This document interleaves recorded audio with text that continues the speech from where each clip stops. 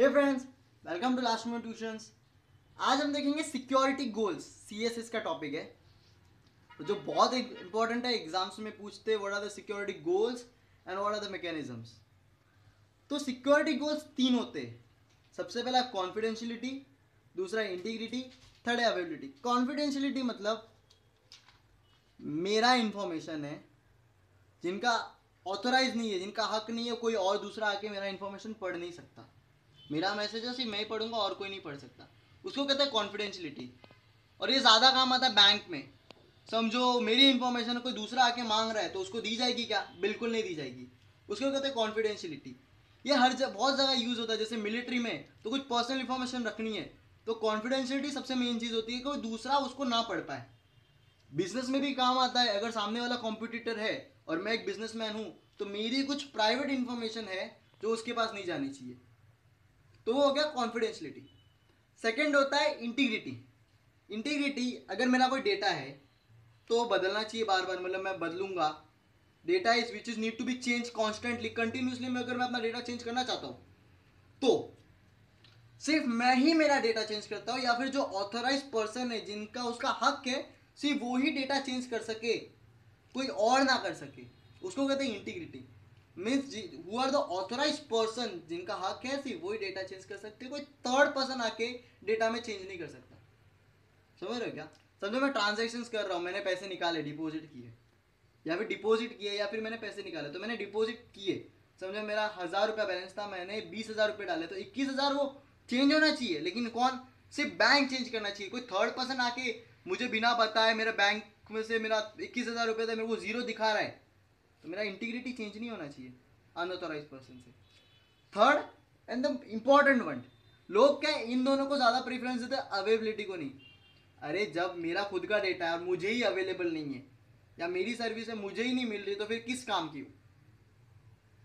तो data must be available to the authorise user.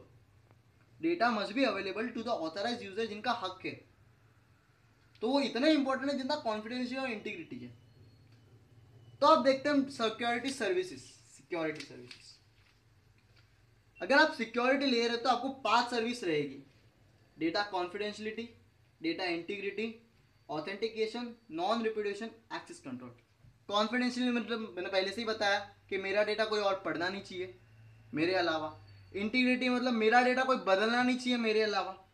Authentication मतलब सबसे पहले ऑथेंटिकेट किया जाएगा कि ये आपका ऑथराइज आप पर्सन हो कि नहीं। और ऑथेंटिकेशन किया जाता है जैसे ईमेल आईडी और पासवर्ड। आप डायरेक्ट फेसबुक में डायरेक्ट थोड़ी घुस जाते हो, हाँ डायरेक्ट नहीं, ईमेल आईडी और पासवर्ड लिया जाता है, ऑथेंटिकेट किया जाता है, फिर आपको एक्सेस दी जाती है, वो होता है ऑथेंटिकेशन। ये होता है नॉन रिप्यूटेशन। नॉन रिप्यूटेशन मतलब सामने वाला बंदा पलटेगा नहीं। अगर उसने आपको मैसेज भेजा तो आपके पास उसका प्रूफ होगा कि देख भाई ये तारीख को आपने ये मैसेज भेजा था और ये आपका मैसेज है। सामने वाला बंदा पलट नहीं आना चाहिए कि मैंने कोई मैसेज नहीं भेजा या मैंने कोई पैसे रिसीव नहीं किए। समझो मैंने इसको पैसे दिए और ये बंदा पलट रहा है कि नहीं मैंने यार कोई पैसे मेरे को नहीं मिले, तो प्रूफ होता है सिक्योरिटी का कि आपने पैसे लिए थे, ये हमारे पास प्रूफ है। फिफ्थ होता है एक्सेस कंट्रोल। एक्सेस कंट्रोल मतलब मुझे मेरे डेटा में या मेरा कुछ भी सर्विसेज है या मेरा कंप्यूटर है, इसको किसको किसको एक्सेस देनी है ये मेरा डिसीजन होगा कि हाँ भाई तू तू तू और मैं, हम 4 इसको एक्सेस कर सकते हैं और कोई नहीं। तो ये हो गया एक्सेस कंट्रोल। अब ये सर्विस इसको अचीव कैसे करे तो उनको कहते हैं सिक्योरिटी मैकेनिज्म। इन सर्विसेज को कैसे इंप्लीमेंट किया जाता है तो उसको कहते हैं सिक्योरिटी मैकेनिज्म। अब मैकेनिज्म 8 टाइप की होती है। पहली चीज है एनसाइफरमेंट। एनसाइफरमेंट मतलब जो मेरा डेटा है, सपोज ये मैं पर्सन, ये है बाला, बाला को अपना डेटा भेजना है तो पहले क्या करेगा? एनक्रिप्ट करेगा। एनक्रिप्ट मीन्स कुछ भी डेटा उसको पोजीशन चेंज कर देगा या एक की जगह दूसरी वैल्यू डाल देगा, एनक्रिप्ट करेगा, फिर मैसेज भेजेगा। इससे क्या मेरी कॉन्फिडेंशियलिटी होती है। पहली सर्विस मेरी हो गई कॉन्फिडेंशियलिटी, यानी कि मेरा मैसेज अगर कोई और पढ़ भी रहा है तो उसके कुछ काम का नहीं। समझ रहे हो? एनक्रिप्ट करेगा और सामने वाला पर्सन उसको डिक्रिप्ट करके, जिसके पास उसको पता है कि एनक्रिप्ट कैसा गया है तो वो डिक्रिप्ट कर देगा और राम को मैसेज मिल जाएगा जो प्लेन टेक्स्ट में था। तो वो हो गया एनसाइफरमेंट। एनसाइफरमेंट मतलब वही जो क्रिप्टोग्राफी मैंने आपको पहले बताया था। सेकंड है डेटा इंटीग्रिटी। डेटा इंटीग्रिटी मतलब कैसे पता चलेगा कि सामने वाले ने मेरा मैसेज बदला है कि नहीं?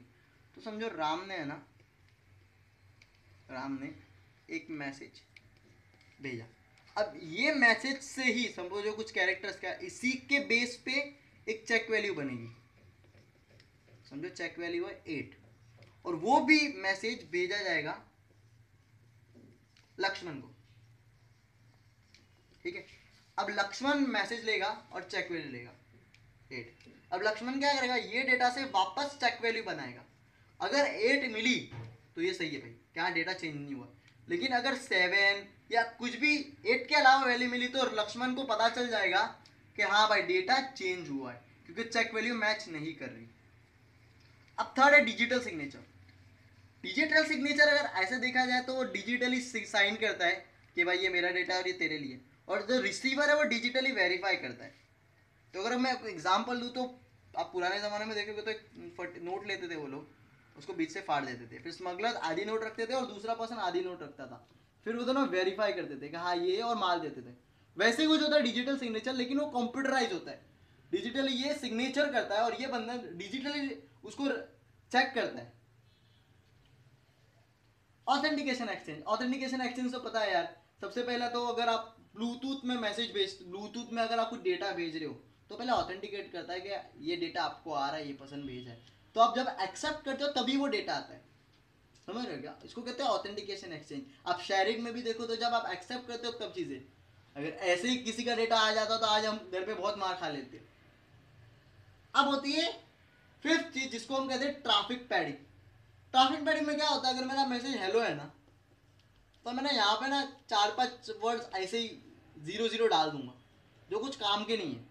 अब सामने वाला बंदा जब मेरा ट्रैफिक एनालाइज करेगा उसको मेरी लेंथ क्या मिलेगी, 1 2 3 4 5 6 7 8 9 10, उसको 10 कैरेक्टर का वर्ड लग रहा है। इन 10 कैरेक्टर का कुछ है नहीं, नाम सिर्फ हेलो ही है जो 5 का है। तो उसको कहते हैं पैडिंग, मतलब मैं अनवांटेड वेरिएबल डाल दूंगा सामने वाले को कंफ्यूज करने के लिए, जो अटैकर है। अब आ गया राउटिंग कंट्रोल। राउटिंग कंट्रोल समझो मेरा ये इंटरनेट है, ये मैंने मैसेज भेजा तो मैं ये राउट से जा रहा हूँ, मतलब बहुत सारे सर्विसेज होते हैं ना जो इंटरनेट की सर्विस देते हैं, ये मेरा रास्ता है, मैं इससे मेरा मैसेज जा रहा है। तो राउटिंग कंट्रोल क्या करेगा, बार बार अपना रास्ता बदलेगा। वो कभी यहाँ से जाएगा, कभी यहाँ से जाएगा, तो अपना रूट चेंज करता रहेगा, एक ही रास्ते से नहीं जाएगा। तो अटैकर समझो यहाँ पे तो एक बार मैसेज पढ़ लिया, लेकिन दूसरी बार तो सीधा मैसेज चेंज हो गया, तो अटैकर कंफ्यूज हो जाता है और वो अटैक नहीं कर पाता। तो इसको कहते हैं राउटिंग कंट्रोल। अब है 7th चीज जिसको कहते हैं नोटराइजेशन। नोटराइजेशन मतलब एक थर्ड पार्टी है तो ये दोनों के मैसेज पहुंचा रहे हैं, ये इसको भेजेगा, फिर ये इसको भेजेगा, फिर ये इसको भेजेगा, ये इसको। कभी मम्मी पापा के झगड़े होते तो बीच में एक बंदा होता है ना, बेटा बेटा पापा को बोल दे, बेटा मम्मी को बोल दे, तो वो थर्ड पार्टी है।